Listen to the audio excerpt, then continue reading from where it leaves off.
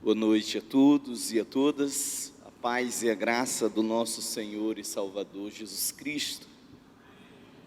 Que bom estar convosco.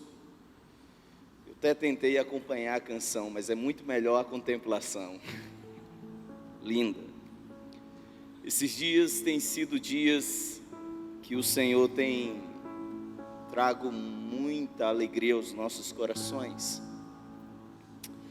E confesso aos irmãos que essa tem sido uma das conferências teológicas mais diferentes a qual já pude participar. Na sexta-feira estivemos falando a respeito do Evangelho na vida. O que é o Evangelho na vida? A partir da primeira carta do apóstolo Paulo a Timóteo, no capítulo 1, do verso 12 ao 17. Vou, como é a rebênção, né, pastor? Só trazer um pouquinho.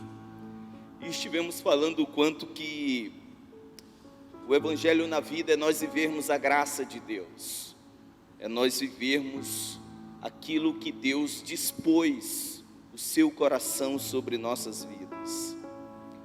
Falamos também de que o Evangelho, ele é uma mensagem única. De que Cristo veio ao mundo para salvar os pecadores, dos quais eu sou o pior. E não é que eu era o pior, mas de que a gente precisa compreender que o Evangelho da Graça nos faz enxergar muito mais quem somos, nossas fragilidades, nossos pecados, do que a fragilidade e os pecados dos outros. Falamos também do quanto esse Evangelho é o Evangelho da Graça que nos torna testemunhas, mediante toda a obra de Cristo em nós. Hoje pela manhã estivemos falando do Evangelho na vida, como uma vida alinhada espiritualmente. Ali no Evangelho de Lucas, no capítulo 24, na experiência que dois discípulos têm ao encontrar a Jesus, encontrá-los no caminho de Emaús. E estivemos falando do quanto nós precisamos alinhar a nossa visão do Evangelho, sobre o Evangelho, e também o quanto precisamos alinhar a nossa vocação dada pelo Evangelho. E por fim, quanto que precisamos alinhar as nossas experiências com Jesus do Evangelho. Hoje, o Senhor colocou algo no meu coração a compartilhar com a igreja, o que pouco se vê em algumas conferências teológicas, que é sobre oração. E eu gostaria que você abrisse sua Bíblia no Evangelho de Mateus, capítulo 6, do verso 9 em diante.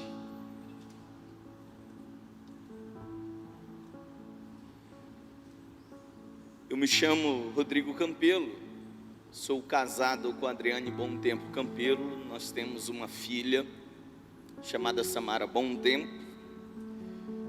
Sou pastor há 16 anos, vou completar 17 anos pastoreando a mesma igreja, IPR Safira. Se você quiser conhecer um pouco, então, coloque lá nas redes sociais, @IPR Safira, e você poderá estar conhecendo um pouco mais da nossa história, do nosso trabalho, da nossa mordomia e servitude. Quero, antes da leitura bíblica, agradecer não apenas a Deus por essa oportunidade, mas ao pastor Eliezer, a Isavane, aos pastores e toda a liderança desta igreja pela oportunidade concedida. Quem achou aí o texto bíblico, diga amém. Diz a palavra do Senhor: vocês orem assim: Pai nosso que estais nos céus, santificado sejas o teu nome, venha o teu reino, seja feita a tua vontade, assim na terra como no céu. Dá-nos hoje o pão nosso de cada dia, perdoa as nossas dívidas, assim como perdoamos aos nossos devedores, e não nos deixes cair em tentação, mas livra-nos do mal, porque teu é o reino, o poder e a glória para sempre. Amém. Amém. Curve sua cabeça, feche seus olhos. Te rendemos graças, Senhor. Te rendemos graças, ó Pai. E por isso oramos a Ti, para que essa noite seja feita a Tua vontade, não a nossa.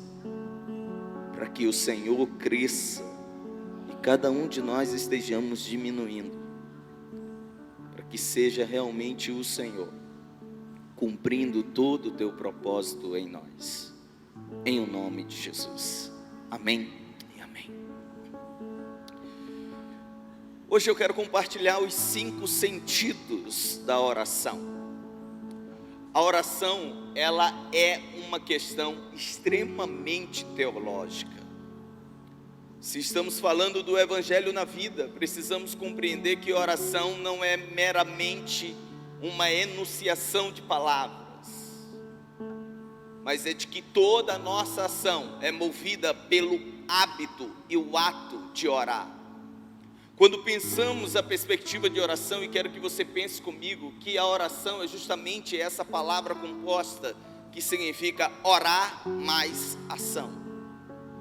De que aquilo que nos conectamos e nos relacionamos, não são apenas palavras sem sentido, mas é o que nos movimenta, é o que nos coloca em um movimento, é o que nos coloca dentro da direção. E sobre os sentidos, esses 5 sentidos da oração, eles são destacados por Jesus. Nos outros evangelhos, nós temos os discípulos procurando a Jesus e dizendo: Mestre, nos ensina a orar. E é o próprio Jesus que está mostrando isso. E a oração, ela hoje é muito mal, não apenas feita, mas compreendida. Porque a oração tem sido um instrumento de barganha para com Deus, ou quando não, um instrumento para necessariamente querer mudar a vontade de Deus. Nós temos diversas interpretações ou entendimentos equivocados sobre qual é o propósito da oração. E eu quero que você entenda que a oração, na questão mais simplista, é muito mais do que simplesmente nós falarmos com Deus. É a oportunidade que eu e você temos de transformar nossos encontros em intimidade. Oração é a oportunidade que temos de transformar nossos encontros com Deus em intimidade com Deus. Por isso a oração não é para fazer a minha vontade, mas é para saber aonde está a vontade de Deus. Qual é a vontade de Deus? Não é para mover a mão de Deus, mas é para saber aonde a mão de Deus está estendida, a fim de que eu possa estar debaixo de suas mãos. A oração é muito mais do que um diálogo. E Jesus está nos ensinando de que, através da oração que Ele ensina, é o posicionamento que eu e você temos que ter diante da vida. Jesus é o Evangelho, e Ele, enquanto Evangelho, está dizendo: a ação de vocês, a vida de vocês, o movimento de vocês se dará a partir do ato de orar, em que cada ato desse é um movimento para a vida. Martim Lutero, em uma de suas obras chamada Uma Singela Forma de Orar para um Bom Amigo, diz o seguinte: será que todos nós sabemos realmente o que é a oração do Pai Nosso? Lutero afirma: há muitos que talvez oram 1000 Pai Nossos por ano, e mesmo que orassem por 1000 anos, não teriam provado nem orado sequer uma única letra ou pontinho. Ou seja, é possível que cada um de nós estejamos orando de uma forma equivocada, como Tiago diz na sua carta, no capítulo 4, que nós oramos e pedimos mal, porque o que estamos pedindo é para a nossa própria vontade, vaidade, e por isso nós não somos atendidos. E no Sermão do Monte, que vai do capítulo 5 até o final do capítulo 7, Jesus abre um espaço sobre os principais ensinamentos dele, da boa notícia para nós, do melhor estilo de vida para nós, para falar sobre oração.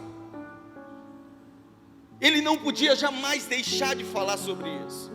E ele não falou isso simplesmente porque os discípulos pediram. Os discípulos estão pedindo porque ele já está ensinando sobre a oração. Quando você pega do verso 5 até o verso 8, Jesus está discorrendo como devemos orar. Que nós temos que ter o nosso lugar secreto de intimidade e falar com o Pai. E é por isso que os discípulos estão curiosos e instigados, querendo saber como orar ao Pai. Porque a oração não é uma perspectiva repetitiva de palavras, mas a oração é você se movimentar em princípios apresentados pelo Senhor. Por isso, o primeiro sentido que quero compartilhar nessa noite com você é um princípio que Jesus nos ensina, o sentido da paternidade espiritual. A oração começa com Pai Nosso. A oração não começa com Senhor, Deus, ó Todo-Poderoso. Sabe por quê? Porque Jesus não veio revelar Deus. Jesus nunca apresentou um evangelho para revelar o divino. Jesus sempre esteve no evangelho revelando o Pai. E que o Pai não é simplesmente uma característica individualizada, ela é coletiva. É por isso que quando nós estamos lá no verso 5 do capítulo 6, Jesus vai dizendo: e quando vocês orarem, não sejam como os hipócritas. Eles gostam de ficar orando em pé nas sinagogas e nas esquinas, a fim de serem vistos pelos outros. Eu asseguro que eles já receberam a recompensa deles. Mas quando você orar, vá para o seu quarto, feche a porta e ora ao seu Pai que está em secreto. Jesus está com os discípulos, e um dos seus discípulos, João capítulo 14, diz: Mestre, mostra-nos o Pai. Jesus nunca está para revelar o divino, Ele está para revelar o Pai. E muitas de nossas orações não são respondidas, porque quando nos relacionamos com Ele, estamos nos relacionando apenas com um sentimento ou um sentido de que Ele é Deus, de que Ele é Senhor, com um princípio do divino, mas não com um princípio de paternidade.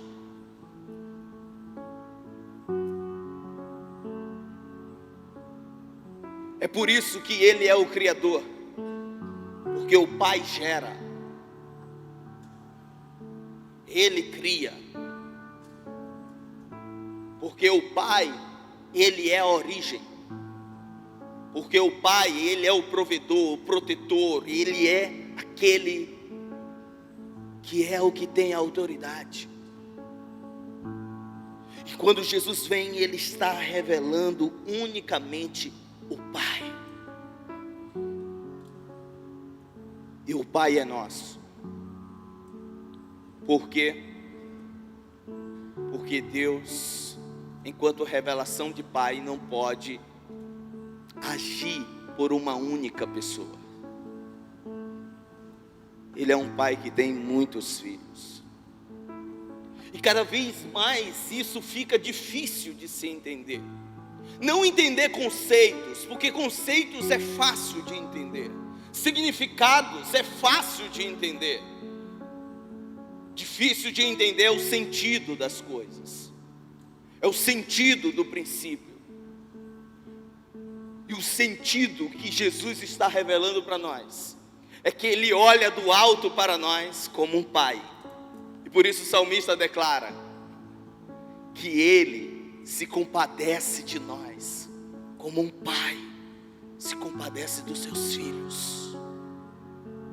E Ele nos perdoa e afasta de nós as nossas transgressões, e delas não se lembra mais. Por quê? Porque Ele é pai. E isso tem ficado cada vez mais difícil, porque a paternidade é uma questão que não é resolvida entre nós. A paternidade é um problema, não apenas no nosso círculo familiar, é um problema cultural, é um problema que é de uma ordem, sabe, a nível mundial. A ausência de paternidades geram filhos defeituosos, geram filhos problemáticos, geram filhos feridos, filhos incompletos, filhos que estão necessitados. A ausência paterna é um grande mal na nossa sociedade, e isso implica numa dificuldade de entender Deus como Pai.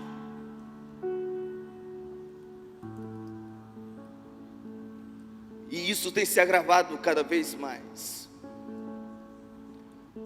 A pandemia deixou inúmeros órfãos. Inúmeros órfãos.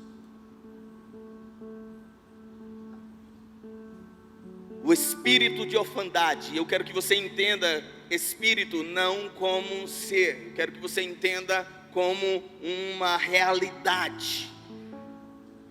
O espírito de orfandade sobre a nossa nação aumentou de forma assustadora por conta da pandemia. Uma pesquisa norte-americana traz de que 71% das adolescentes grávidas não têm presença paterna. 63% dos suicídios de jovens são de lares sem pai. 85% das crianças com problemas comportamentais são de lares sem pai. 80% dos estupradores vêm de lares sem pai. 71% de jovens que abandonam os seus estudos são de lares sem pai. 85% dos jovens presos são de lares sem pai. E isso vai se agravando. E sabe o que é pior? É quando nós não conhecemos o Pai Celestial. Jesus diz assim: olha, se vocês que são pais sabem dar coisas boas aos vossos filhos, quando eles lhe pedem um peixe, vocês não dão pedra. Quando eles pedem um pão, vocês não dão uma serpente. Se vocês que são maus sabem dar coisas boas, imagina o vosso Pai Celestial. Então eu quero que você entenda que quando você estiver orando, a sua relação é com o Pai, e Ele nos ouve como Pai, e Ele nos atende como Pai, e Ele vem ao nosso auxílio, porque Ele é Pai. Ele não é simplesmente Senhor ou Deus, Ele é o nosso Pai. E um pai não abandona seus filhos, e quem é filho nunca deixa de ser filho. E por isso Jesus, quando conta a parábola do filho pródigo, ele está muito mais para revelar o pai do que necessariamente a situação perdida dos filhos. A centralidade da parábola é muito mais sobre o amor do pai e não a fidelidade dos filhos. Como você se relaciona com Deus? Como você se relaciona com o Senhor? Como você se relaciona com o Pai? É por isso que quando Jesus, em João capítulo 14, verso 18, diz assim aos discípulos: eu não vos deixarei órfãos, eu voltarei para vocês.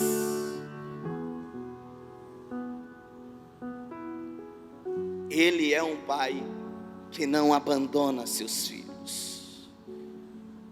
Quando nós vamos olhar o texto de Efésios, capítulo 2, do verso 1 ao 4, sabe como é que nós estamos mortos em delitos e pecados? E sabe como é que nós somos conhecidos diante do Pai? Filhos da ira.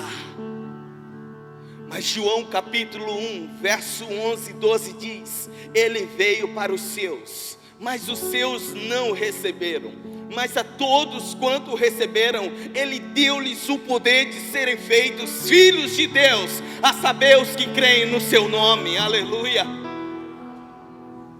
O Pai se relaciona conosco, nos colocando em uma nova posição, em colocando-nos em um novo lugar, em uma nova relação, não de filhos da ira, mas agora filhos e filhas de Deus, experimentados no novo nascimento, vivenciando a regeneração em Cristo Jesus. E que por isso o nosso ato de oração não tem que ser ao Pai para socorrer as minhas necessidades, mas tem que ser ao Pai para socorrer as nossas necessidades, porque a provação que estamos passando, não estamos passando sozinho ou sozinha. É por isso que quando encontramos com pessoas e vamos relatando as experiências da vida, elas vão dizendo: eu passei por isso, eu sei o que é isso, eu estou passando por isso. Portanto, nossa oração ao Pai tem que ser ao Pai nosso, não Pai meu. E essa oração ao Pai nosso tem uma direção: ao Pai nosso que estás no céu, e que o seu nome é santificado. A paternidade espiritual, ela é diretiva. Nosso olhar nunca pode estar, ou a nossa inspiração, em uma paternidade terrena, porque os pais abandonam seus filhos, os pais não registram os seus filhos, os pais não sustentam os seus filhos, os pais fogem da responsabilidade de ser mantenedores. O número de mães solteiras no Brasil tem crescido assustadoramente. Por quê? Porque homens têm sido covardes por não querer ser pai. Estamos numa crise de hombridade, de masculinidade, que foge do papel de paternidade. Por quê? Porque quando estamos ensinando os nossos filhos, escute bem isso, nós estamos ensinando eles a serem filhos e não preparando eles para serem pais. E nós precisamos ensinar que a nossa caminhada é sermos pais, para que assim então se torne cada vez mais fácil compreendermos a paternidade celestial.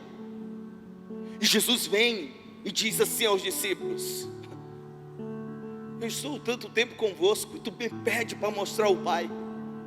Quem vê a mim, vê ao Pai.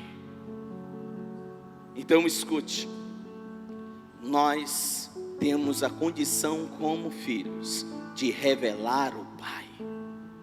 Nosso propósito como filhos é revelar o Pai, não o Pai terreno, mas o Pai celestial. Por isso que santificado é o seu nome, ou seja, o seu nome é a representação de que Ele é distinto, de que Ele é separado, de que Ele sim é perfeito, de que nele não há defeitos, e de que por isso a nossa relação com Ele, como Pai nosso, tem que ser uma relação considerada para nós sagrada, não porque simplesmente Ele é sagrado, mas por Ele ser o nosso Pai. Isto é sagrado. E eu espero que essa noite o Espírito Santo de Deus esteja trazendo aos nossos corações uma cura interior sobre paternidades que nunca foram resolvidas. E Ele é poderoso para fazer isso. E Jesus vem ensinar isso porque é a melhor forma de aprendermos a ser pai, é com Ele. Porque Ele está revelando o Pai.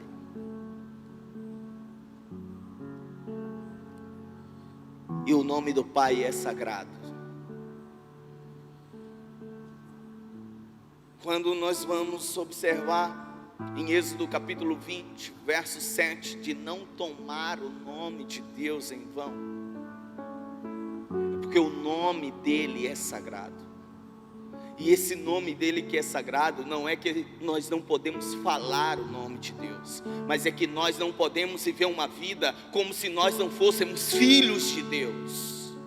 Nós temos que viver uma vida como filhos do Pai. Como filhos do Pai. Conta-se uma história de pastores que depois que terminou o culto saíram para lanchar. E quando estavam lá, fizeram o pedido. O rapaz que estava atendendo percebeu que ali era uma mesa de pastores.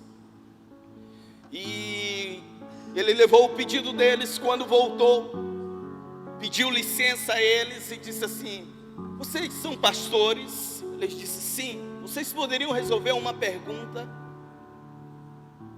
Eu tenho uma pergunta, vocês poderiam me responder? Eles disseram: se nós soubermos, responderemos. Se não, na próxima a gente te responde. Diz: não, é porque tem uma coisa que está me angustiando. Qual o nome de Deus?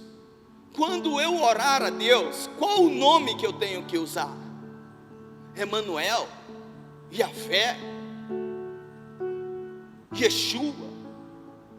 Eu já até vi no YouTube que se a gente chamar o nome dele errado, a gente está muito mais sendo amaldiçoado do que simplesmente chamando por Deus. E eu estou com medo agora de orar a Deus. Qual o nome que eu tenho que chamar a Deus? Um deles virou para ele e disse assim: existe um nome que você poderá chamar sem nenhum medo de errar. Existe um nome que quando você chamar, Ele sabe que você está falando tão somente com Ele. E ele disse: qual o nome? Quando você orar, chame-o Pai. Pai. Pai nosso. Pai. É assim que temos que buscar.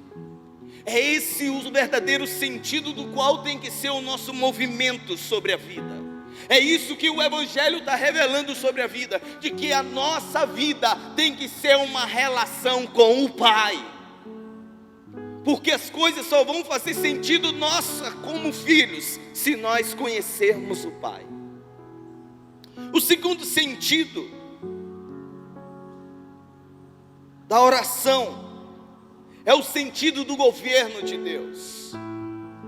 O verso 10 diz: venha o teu reino, seja feita a tua vontade, assim na terra como é no céu. Isso nos faz trazer a seguinte reflexão: o pedido sobre o reino de Deus para ser manifestado é um pedido de que o que eu quero é que seja o teu governo sobre a minha vida. Por quê? Porque existe uma outra forma de domínio. Isso nos faz entender que existe o império das trevas, como Paulo relata em Colossenses capítulo 1, verso 13. E o que João declara em sua carta, de que para isso se manifestou o Filho de Deus, para destruir as obras do diabo.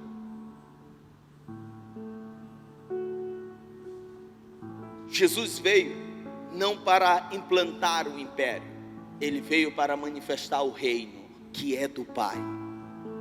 Venha o teu reino. E o pedido do reino dele é para que predomine a vontade dele sobre nós. Nós devemos desejar a manifestação do reino de Deus sobre nós e não sobre o mundo. O que nós temos que desejar é que a cultura do reino esteja sobre nós. Que nós devemos ter uma vida governada e dirigida por Deus.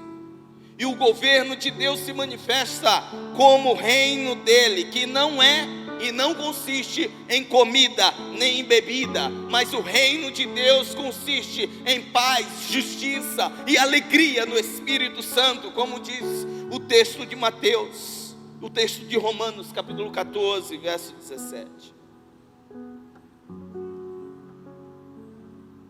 Às vezes nós estamos querendo com que o governo de Deus se estabeleça no âmbito político, no âmbito econômico. Eu creio que o Evangelho ele é integral e que ele tem que predominar em todas as áreas da nossa vida, em todas as circunstâncias, em todas as realidades sociais, em tudo aquilo que representa o que somos. Mas o reino de Deus não é uma manifestação de poder sobre os homens. O reino de Deus é uma manifestação de poder sobre nós.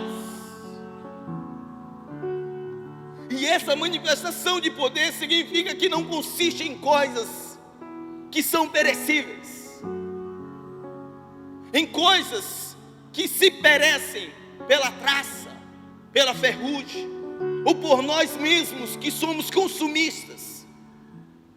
Mas o reino de Deus representa paz, justiça, alegria no Espírito Santo. É algo de dentro para fora. É o que Deus opera de dentro de nós, no nosso interior. Ele vai agindo. E aí a nossa alegria não é mais baseada pelo que temos ou não temos, mas a nossa alegria é baseada pelo que Ele está agindo sobre nós, pelo que Ele é em nós. E o que Ele é para nós Ele é Pai. Amém? E como Ele é Pai, o reino dele é para manifestar, é a vontade dele, não a minha. E a vontade de Deus não é atender nossos desejos. A vontade de Deus não é de fazer cada um de nós felizes. O Evangelho não é para nos fazermos felizes. O Evangelho é para nos fazermos alegres.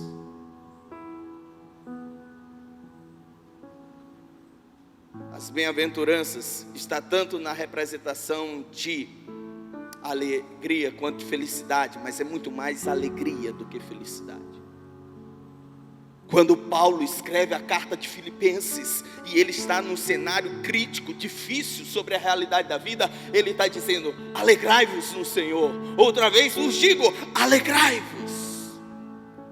É a alegria do Senhor que é a nossa força.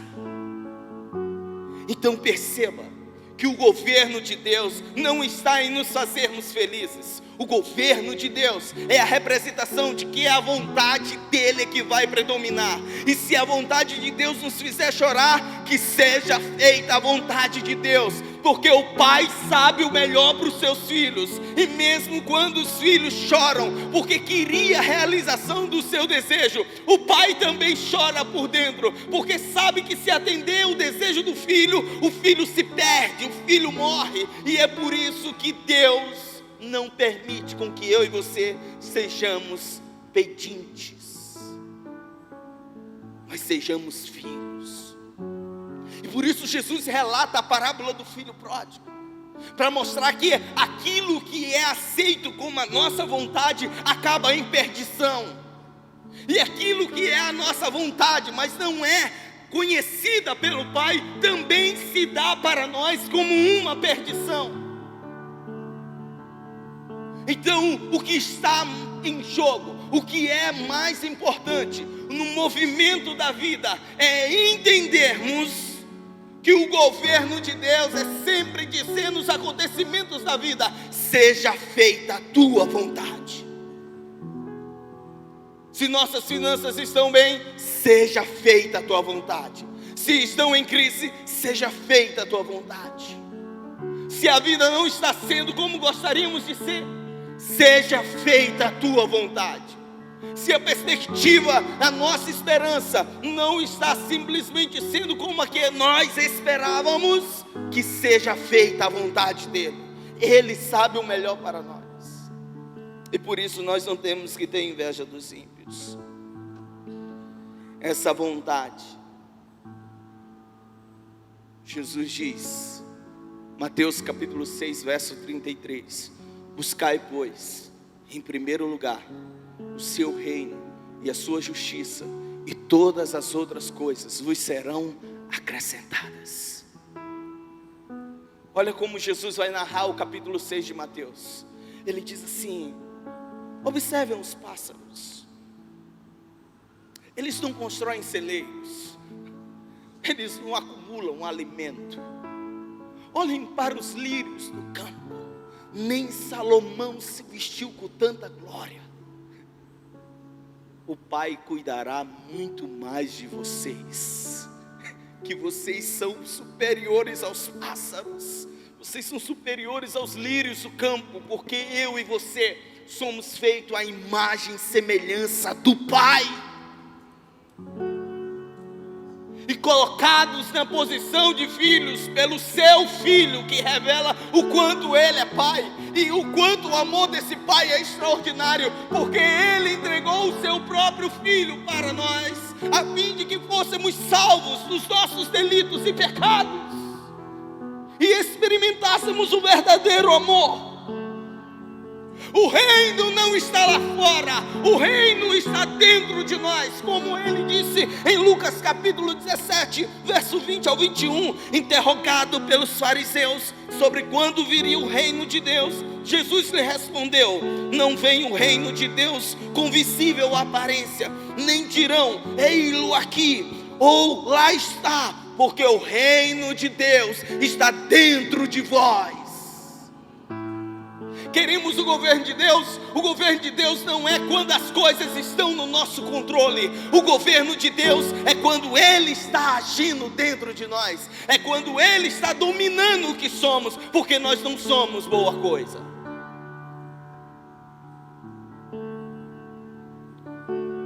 Nós só somos melhores porque o Pai nos torna melhor. Você crê comigo? O terceiro sentido é o sentido do sustento. Dar-nos hoje o nosso pão de cada dia. Ou seja, o sentido do sustento é uma providência pedida para nós e não para si. Pai nosso que estás no céu, dar-nos hoje o pão nosso de cada dia. Então, em nossas orações, nós não podemos pedir simplesmente para o que são as nossas necessidades, mas tem que ser a necessidade dos nossos irmãos. Deus, eu não quero que simplesmente o Senhor encha os meus celeiros. Eu quero que o Senhor encha os celeiros, não apenas da minha casa, mas de todos os teus filhos e filhas que estão no mundo inteiro.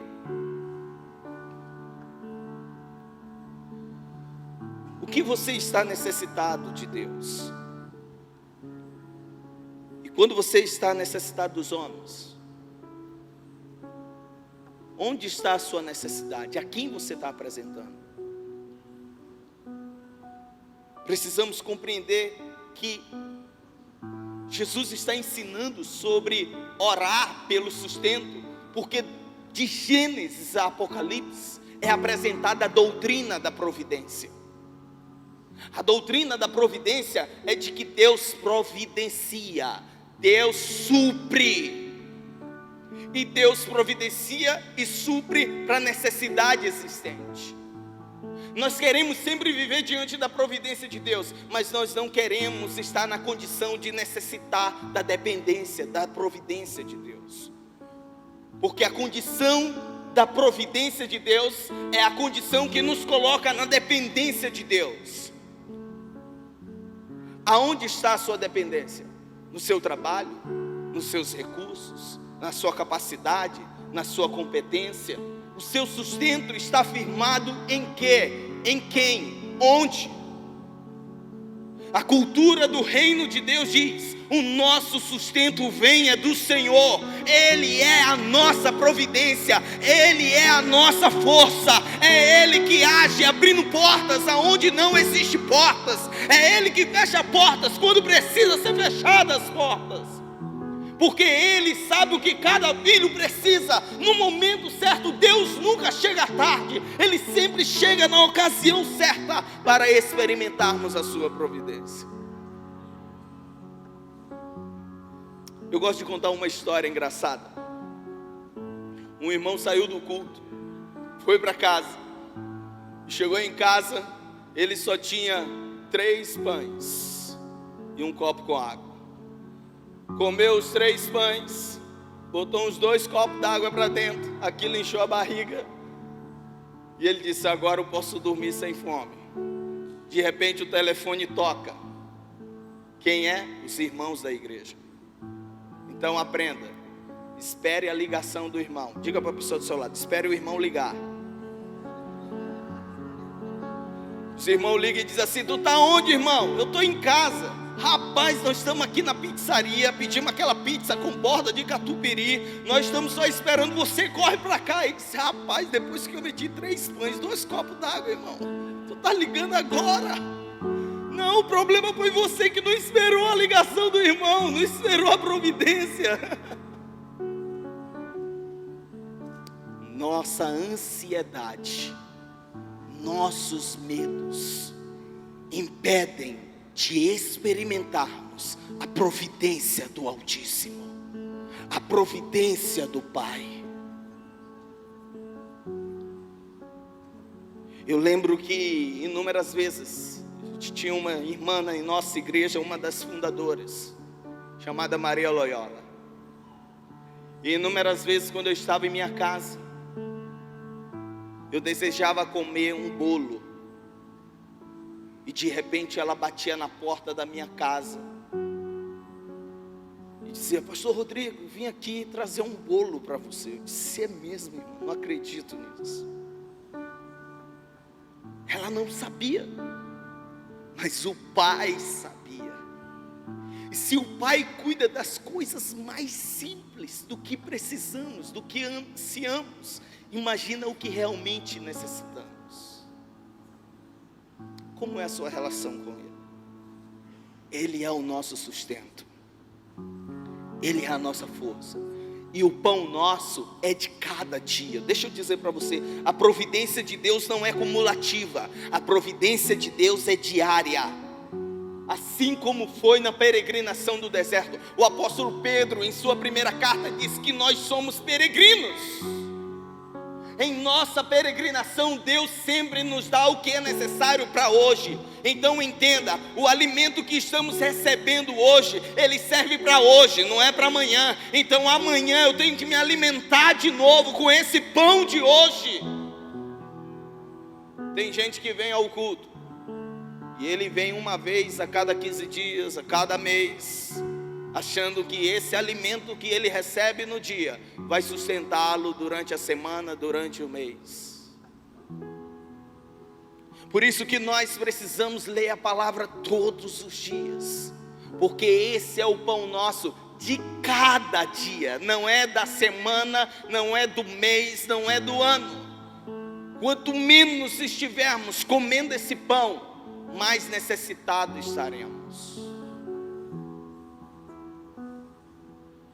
Jesus disse, João capítulo 10, verso 10: o ladrão vem somente para matar, roubar e destruir. Eu vim para que vocês tenham vida, e vida em abundância. Deixa eu dizer para você qual é o sentido de dizer em abundância. Em abundância ali não é o sentido de que existe um celeiro e todo o nosso sustento vai estar lá para todos os dias da nossa vida. Abundância ali significa que todos os dias não vai faltar o que precisamos. É diferente. Que todos os dias da nossa peregrinação nós vamos ter o alimento do Senhor, o sustento dele, o pão dele não vai faltar sobre a nossa mesa.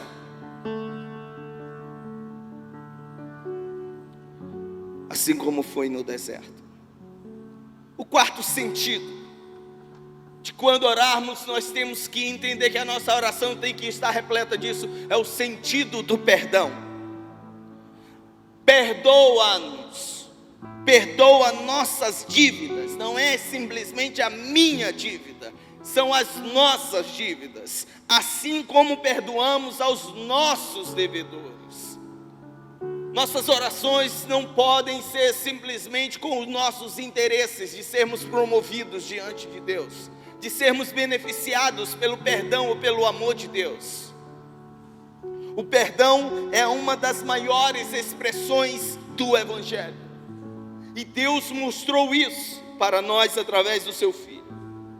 E essa oração, quando Jesus está dizendo, olha, vocês na oração vão dizer, perdoa as nossas dívidas, assim como nós perdoamos os nossos devedores. Jesus está ensinando aos seus discípulos que na oração ao Pai é uma oração onde está presente ofendidos e ofensores, mas também de pessoas que são reconciliadoras. Perdoa as nossas dívidas. Nós somos ofensores, e às vezes nós estamos sempre nos colocando na posição de ofendidos. Nós sempre estamos nos colocando na posição de vítimas. Nós sempre estamos nos colocando em uma posição que nós sejamos promovidos, que o errado é sempre o outro, que o problema está sempre no outro. Mas Jesus está nos ensinando, você é um ofensor diante do Pai, porque se você é pai e não cuida como pai, você está ofendendo seu irmão, sua esposa, seus filhos. Se você é filho e não age como um filho, biblicamente na cultura do reino, você é um ofensor a Deus e um ofensor aos seus pais. Perdoa-nos as nossas dívidas. Não é apenas uma dívida, nós somos muito ofensores. Então, quando estamos diante do Pai, não estamos como inocentes. Nós estamos diante do Pai porque Ele é perfeito e nós somos imperfeitos. Nós recorremos ao Pai porque é Ele que nos auxilia. Nós recorremos ao Pai porque é Ele que nos aconselha. Nós recorremos ao Pai porque é Ele que nos ajuda. Nós recorremos ao Pai porque Ele nos dá a direção como filhos e filhas.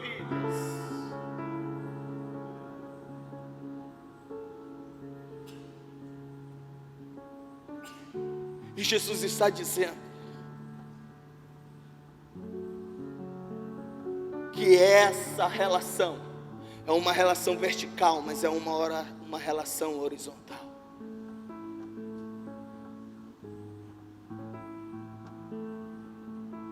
Existe uma coisa muito interessante quando Jesus está se referindo, perdoa as nossas dívidas como perdoamos os nossos defensores, nossos devedores. Esse verso 12 é uma referência do que está em Levítico, capítulo 25, conhecido como o ano do jubileu. O ano do jubileu que é relatado em Levítico, capítulo 25, você pode ler depois na sua casa. É quando depois de 50 anos, todas as dívidas eram perdoadas. A cada 50 anos, ocorria o ano jubileu, no qual não devia haver plantio ou colheita, e durante o qual toda a terra voltava aos seus donos originais, e todos os escravos eram devolvidos à sua família. É essa referência que está Jesus nos ensinando. Perdoa as nossas dívidas como perdoamos os nossos devedores, é de que é chegado sobre nós um novo tempo, um tempo onde todos são livres, um tempo onde não existe nenhuma prisão, porque a falta de perdão aprisiona, porque a falta de perdão gera mágoa, e mágoa significa má água, água parada, e água parada é água podre. E pessoas que não liberam perdão, elas adoecem, e elas começam a ter doenças psicossomáticas. Pessoas que não liberam perdão são pessoas amarguradas. São pessoas que estão com a ferida, o cascão está ali, mas ela está ferida por dentro, e ela vai adoecendo e apodrecendo, enquanto Jesus diz que quem crê nele, do seu interior fluirão rios de água viva. Na relação com o Pai, nós somos chamados para sermos como um rio que transborda, que flui, que traz vida, que promove vida, e não água parada, e não mágoa no nosso coração. Perdoa as nossas dívidas, assim como perdoamos os nossos defensores, nossos devedores. Ou seja, chegou o tempo da graça. E nesse tempo da graça, a oração nós temos que nos relacionar com os nossos irmãos e irmãs, porque quem nos ofende é quem é próximo, quem nos ofende é quem amamos, quem ofende é quem está na relação conosco. Nós nos frustramos e nos decepcionamos não com quem está distante, não com quem são os nossos inimigos. O nosso inimigo nunca vai nos decepcionar, mas nos decepciona, nos frustra, nós nos magoamos, nós nos fechamos, porque aquelas pessoas a quem amamos não correspondeu o que queríamos. Então o problema não está nelas, porque ninguém pode dar o que não tem. O problema está no que estamos construindo de expectativa sobre os outros. O que eu e você temos que fazer é se importar com o que damos aos outros, e não com o que recebemos dos outros. E é por isso que Jesus diz que é melhor dar do que receber, porque se a coisa for mais importante do que você dá, você vai se preocupar com o que sai do seu interior, você vai se preocupar com o que sai da sua vida. Você está muito mais preocupado em ser abençoador do que ser abençoado, de ser refrigério como água, como um rio, do que simplesmente como um açude, como uma água podre e parada. Eu e você precisamos orar sabendo que temos que colocar muitas pessoas em liberdade, e que temos que estar em liberdade. É por isso que Jesus vai falar a parábola do credor incompassivo em Mateus capítulo 18, do verso 23 ao 25. Um homem tinha uma dívida que não podia pagar, e ele procura o rei e diz: ó rei, eu não tenho como pagar essa dívida, e eu peço o teu perdão. E por que ele vai pedir o perdão da dívida? Porque a sua esposa, os seus filhos e o que havia ainda de bens sobre a vida dele, tudo era tomado. Os seus filhos seriam vendidos como escravo, a sua mulher também, e ele também. Mas o rei perdoa, e diz Jesus que antes dele sair do palácio, ele encontra com alguém que lhe devia. E essa pessoa que o encontra diz: ó meu Senhor, eu peço perdão pela minha dívida, perdoa porque eu não tenho como pagar. E aquele homem se esqueceu do benefício que o rei lhe deu, o perdão das suas dívidas. E ele não perdoou, e chamou os soldados e o prenderam. Quando o rei soube, mandou chamá-lo, porque nós somos chamados para reproduzir o que ele faz conosco. Nós somos chamados para reproduzir o que Deus fez conosco. Que o que Deus fez foi perdoar a nossa rebeldia. Deus fez perdoar os nossos pecados e as nossas ofensas. Adão, o primeiro homem, o representante da humanidade, nos colocou em rebelião contra Deus, mas o seu Filho nos reconcilia com Deus. Jesus nos reconcilia com o Pai. Jesus nos coloca de volta à casa do Pai. Então eu e você temos que ser filhos do Pai, que promovem perdão, porque é isso que o Pai fez conosco.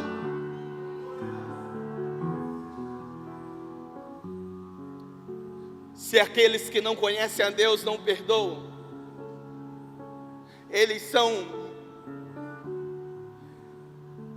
mais compreensíveis dos seus erros do que nós, porque nós somos resultados do perdão. nós somos marcados pelo perdão. Então, se você está ouvindo essa palavra nessa noite aqui, e tem pessoas que você precisa se reconciliar, Jesus disse: se tu souber que o teu irmão te ofendeu, quando tu fores deixar a tua oferta, deixa a tua oferta no pé do gasofilácio. Vá primeiro reconciliar com o teu irmão, e depois você volta e oferta ao Senhor. Deus está muito mais interessado no que flui de dentro de nós do que nós externamos para os outros. Essa é uma noite de cura sobre os nossos corações. Deus quer que eu e você sejamos reconciliadores, e Ele nos deu o ministério da reconciliação. Eu e você temos que promover o perdão nas nossas relações, nas nossas famílias, entre os nossos amigos, entre os nossos conhecidos. A quem você precisa perdoar nessa noite? A quem você precisa liberar a vida? A quem está sendo preso e precisa ter a vida liberada? O Senhor te confronta nessa noite e diz: esse é um tempo de cura e de restauração sobre você, sobre sua casa, porque senão o que virá sobre ti é o juízo do Rei, é o juízo do Altíssimo. A gente tem que preferir o amor do Pai do que o juízo do Rei. Que seja um tempo de jubileu sobre nós, amém? Por fim, eu quero falar sobre o sentido do livramento. E não nos deixes cair em tentação, mas livra-nos do mal. A oração não é para impedir com que nós sejamos tentados. A oração não é para impedir que o mal esteja diante de nós. A oração é para pedir: não deixe eu cair em tentação. A oração é para pedir: me livra do mal. Nossas orações não é para que sejamos intocáveis na vida, mas é para experimentarmos em cada situação da vida o cuidado do Pai para conosco. Tiago diz no capítulo 1, verso 13 e 14: Deus não pode ser tentado pelo mal, e Ele mesmo a ninguém tenta. Ao contrário, cada um é tentado pela sua própria cobiça. O problema está em nós, e é por isso que precisamos recorrer ao Pai, para a gente ser livre e livrados. Jesus é levado pelo Espírito Santo, Evangelho de Mateus capítulo 4, para ser tentado. Não é para ser promovido, para ser tentado. E na tentação, como é que ele resiste? Jesus está ensinando a oração a partir da vida dele, a partir da caminhada dele, a partir do que ele está vivendo. E ele vai vencendo as investidas de Satanás pela palavra. Se nós não estivermos fundamentados na palavra, nós cairemos.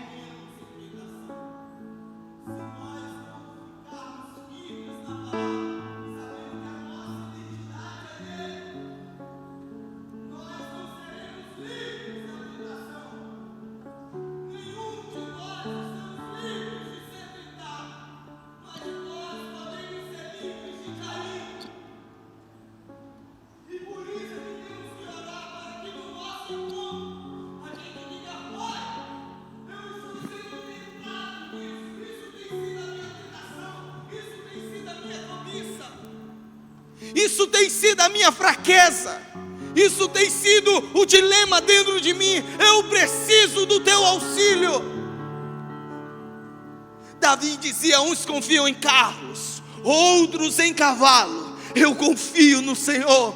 E sabe como é que nossa confiança está em Deus? Quando nós estamos com o Pai e não em nós mesmos. Não nos deixes cair em tentação. Livra-nos do mal.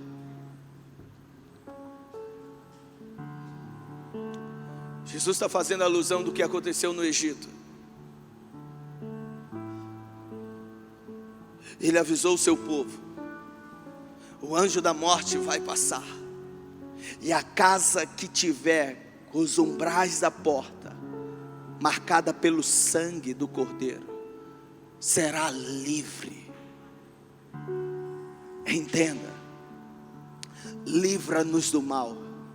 Se você não estiver com o sangue do Cordeiro, se o sangue de Jesus não estiver sobre a tua vida, sobre a tua casa, você não será protegido, livrado. Então coloque-se de pé nesse momento, porque a partir desses 5 sentidos de oração, eu e você somos chamados pelo Senhor para orar, principalmente sobre um desses sentidos que precisa ser tratado em nós. Você não está aqui como espectador. Eu e você não nos encontramos para sermos espectadores. Eu e você nos encontramos para estar na presença do Pai. E na presença do Pai, nós somos curados. Você precisa de cura nessa noite? Eu não tenho poder para curar você, mas existe uma palavra. O Evangelho é poderoso para curar tua alma nessa noite, para restaurar a paternidade que foi perdida em tua vida, em tua jornada, para trazer segurança sobre você e dizer: eu estou cuidando de ti. Você chegou até aqui não foi pelas suas forças. Você está conseguindo resistir porque eu estou sendo a tua força, o teu sustento. Você sabe que por si mesmo você já não estaria aqui, mas o Senhor te livrou da morte. O Senhor te livrou do anjo da morte. O Senhor te livrou da sepultura. O Senhor te levantou da sepultura, porque Ele é livramento sobre nós. Mas o Senhor diz hoje, nessa noite, o teu coração precisa de cura. Tua alma precisa ser curada. Você precisa liberar perdão nesse lugar. Você precisa liberar perdão sobre a tua jornada, a tua caminhada, porque o Senhor vem ao teu encontro como um pai nessa noite. Não como Deus, não como divino, não como Senhor, como um pai que ama os seus filhos e suas filhas. Nós estamos diante do Pai. Curve sua cabeça. Comece a orar agora. Comece a orar a Ele agora. Comece a abrir o seu coração para o Pai. Transforme esse encontro em intimidade. Comece a falar com Ele. Comece pedindo perdão pelas inúmeras vezes que você orou sem chamá-lo de Pai. Não importa o que o teu pai fez, se ele te abandonou, se ele não te registrou, não importa se o teu pai tem sido ausente. Existe um Pai perfeito e celestial, é por isso que Ele é perfeito, e que Ele está no nosso meio, porque quando invocamos o Seu nome, Ele se faz presente. O Evangelho não é uma intelectualidade, o Evangelho na vida é Deus presente, é o Pai presente na vida.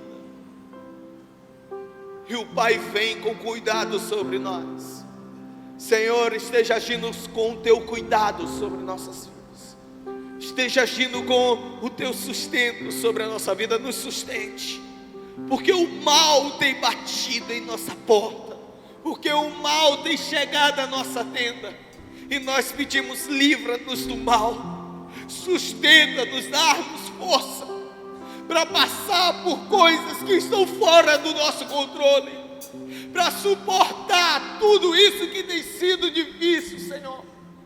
Nós cremos que é o Teu governo que está sobre nós, nós cremos que é o Teu reino que está prevalecendo sobre nossa vida, e não o reino dos homens.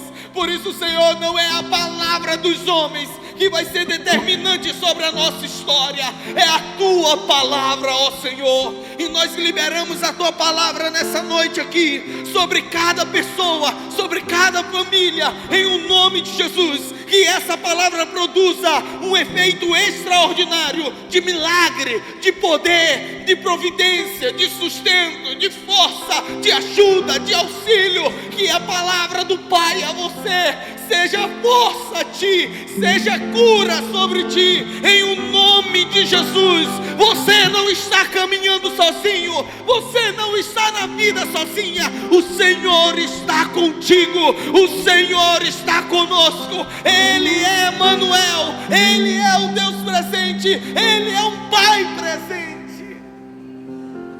Oramos a Ti, ó Pai, seja a cura sobre nós, seja a cura sobre nós. Continue em oração. E se você está aqui, está afastado da casa do Pai, está afastado da relação com o Pai, você que está aqui e está distante da casa do Pai, da presença do Pai, você se desviou do Pai, você se desviou do amor. O Pai diz que o amor dele é eterno, e quem é seu filho nunca deixará de ser seu filho. Então, se você quer fazer a sua confissão nessa noite ao Pai, eu quero orar com você nesse lugar. Você pode sair do seu lugar, e eu quero orar pela sua vida. Eu quero orar com você, juntamente com a igreja, porque essa é uma noite que o Senhor quer trazer restauração sobre a tua história, restauração sobre a tua vida, restaurar o teu propósito, um propósito de filho, para que você entenda que você tem um Pai. Aleluia, glória a Deus. Tem mais pessoas? É o Pai que te chama. Esse é um convite do Pai. O Pai te chama para a casa dele. É o lugar mais seguro. Você não vai ver anjo revelador.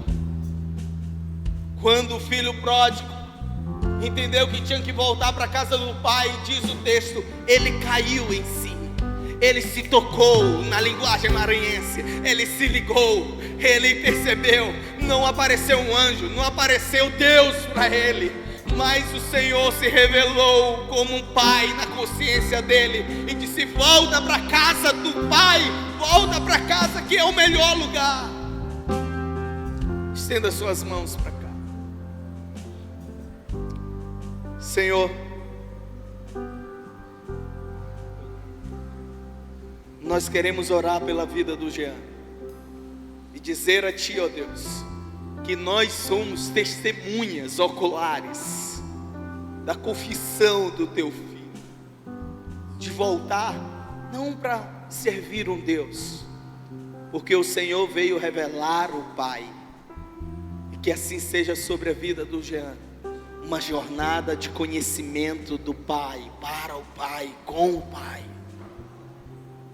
E que o Senhor o ensine sobre esses princípios que estamos orando, Deus. Do Teu governo prevalecer sobre a vida dele, da Tua vontade, do Teu reino ser manifestado na vida dele, do Teu sustento, do Teu perdão, do Teu livramento, Senhor. Em o nome de Jesus, hoje e sempre. Amém. Amém. Glória a Deus. Você pode aplaudir o Senhor porque Ele é bom.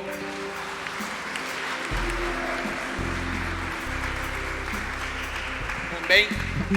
Glória a Deus. Você Eu pensava que ele veio orar. Vamos orar pelo Macedo. Estenda as mãos para cá também.